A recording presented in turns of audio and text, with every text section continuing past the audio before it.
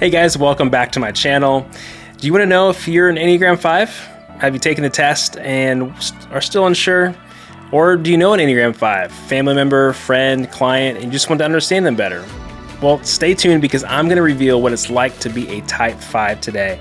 And make sure you watch till the end because I'm going to be sharing one characteristic that just may surprise you. Hi, I'm Tyler Zock, pastor, Enneagram coach, author of the 40-day Gospel for Enneagram Devotional series, and your personal guide to helping you transform your life, relationships, and workplace by giving you spot-on truths for your type.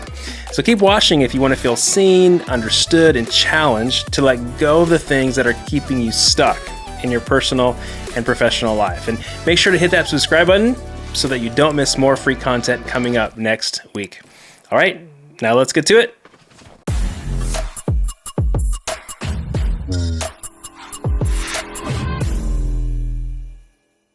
Fives are called the investigators or sometimes the observers.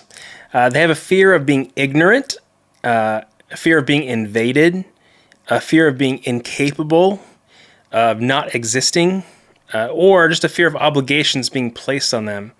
Their desire is to be capable and competent.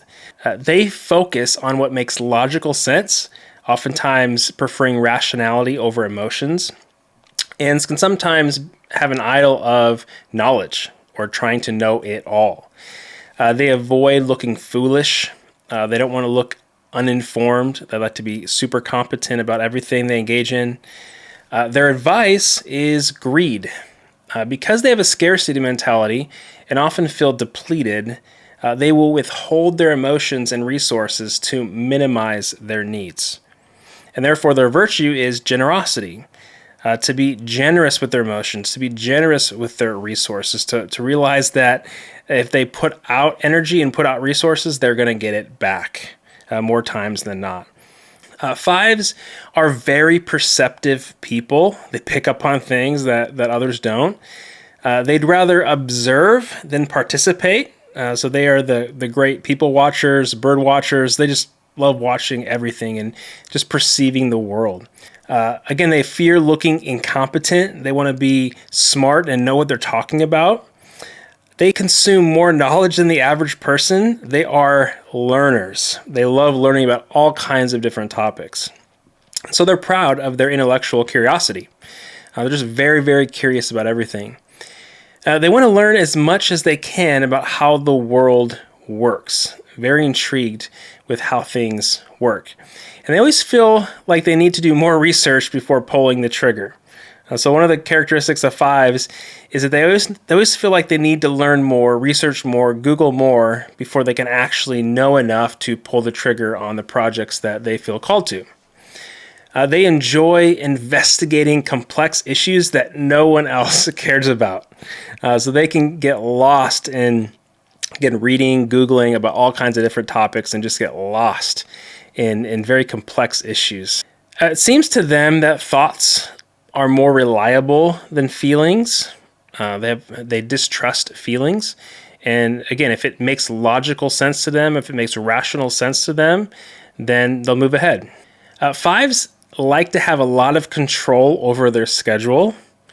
They don't like being intruded upon, other people making demands on them. They just like to be in control of the calendar. Fives enjoy going deep and becoming experts in their areas of interest. So oftentimes, in the office, they will be the expert that you go to because they tend to know a lot about a lot of things. Fives are very independent people. They're very self-sufficient. And they make great parents who aren't the typical helicopter parents, but they will teach their kids how to live on their own and how to make it on their own because they value independence and not having to depend or rely on other people for their livelihood or resources, anything like that. They have good boundaries and expect others to respect theirs. This is one of the things I love most about fives is that in a world where where people don't respect boundaries, who are talking over each other, who are interrupting. Like fives typically are very, very good with boundaries and will ask for permission before they say something or do something. Fives have a strong need for privacy. So one of the illustrations that are used for fives is a castle.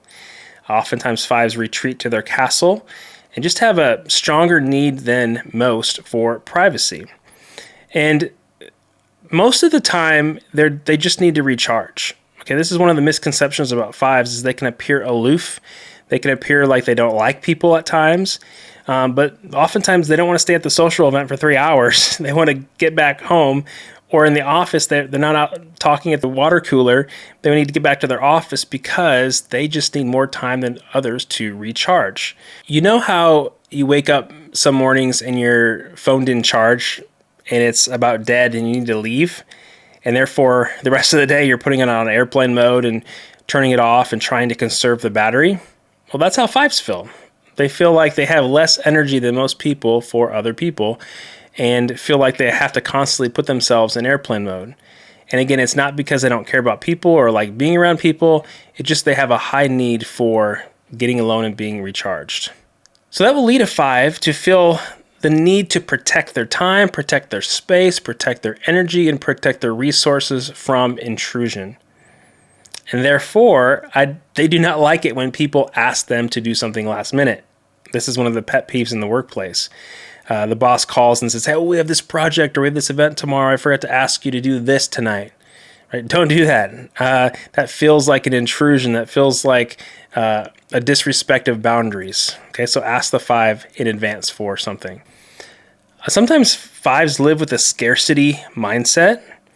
And so this might lead them to live on a little, might cause them to not want to spend a lot of money, which can be good if you're seeking to be independent and not rely on other people. But it might lead you to not want to spend money at all or not go big on date night, not to throw down for anniversary dinner. So there's good and bad.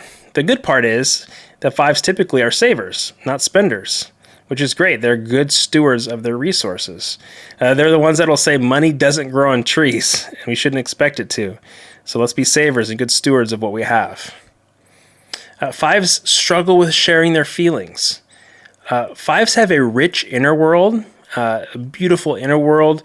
They can be creative. They're thinking about how the world works and how things go together. Right? Their mind is always active, but they forget that the things that they're feeling on the inside, the things that they're excited about on the inside, they rarely get to the surface or share with other people. It goes back to the hoarding mentality. They unintentionally are hoarding those beautiful thoughts that they have on the inside, and so they got to remember, I need to be generous in sharing what's going on the inside so that other people can connect with me and there can be intimacy in their relationships. Fives will use emotional detachment as a coping mechanism. So when things get too hard and there's grief or there's loss, oftentimes they will emotionally detach from that situation and just retreat back into their mind to cope with reality, which goes into the thinking that their mind is a great retreat center, that their mind is the safest place to go to retreat to in order to cope and make it in the world. Fives are trustworthy listeners who can keep a secret. That's one of the most beautiful things about fives is that they are confidants. Like if you are a friend of a five or have a five parent, they are going to be trustworthy listeners who you don't have to worry about going out and gossiping what you're sharing with them because they know how to keep a secret. Sometimes fives feel socially awkward or anxious in groups. And so this is something that everybody needs to know so that we can give grace to our fives, to know that it's harder for them than most to not feel a sense of social awkwardness at church, in the Bible study, in the social club. And so we just, again, need to have lots of patience and empathy towards fives in this area. Fives admit that they can be cynical in their heads. Oftentimes, they're the last ones to get duped by, emotionally manipulative people. They have good discernment and oftentimes will think to themselves, you can't trick me, because they can see through things.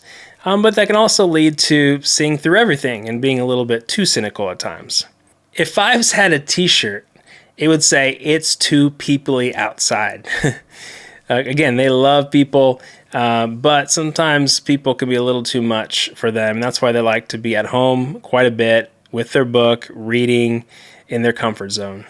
Speaking of books, if you take a five's books to the Goodwill, listen, it will not end well for you.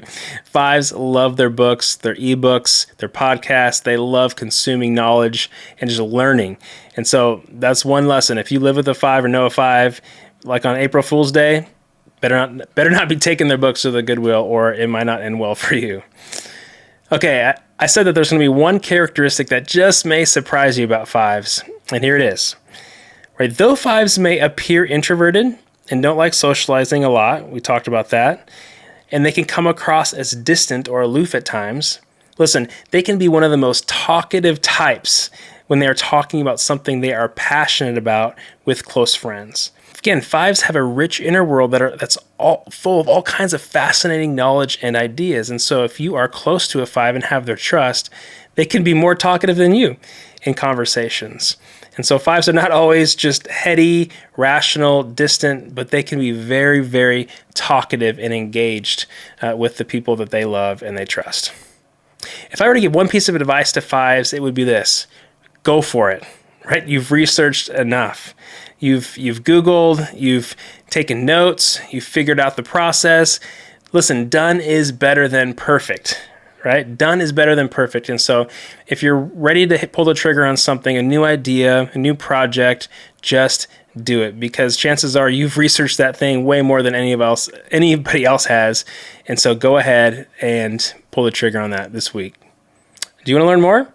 I'm writing a 40-day devotional just for type 5s. It won't be out for another year yet, but if you subscribe to this channel or go to my website, gospel4enneagram.com, links below, then I will be able to give you updates as that becomes available. And if you like the content today, hit the like button to tell YouTube to share it to more people. I would so appreciate that. Now, don't leave, because I have videos on the screen for you to keep learning about other types.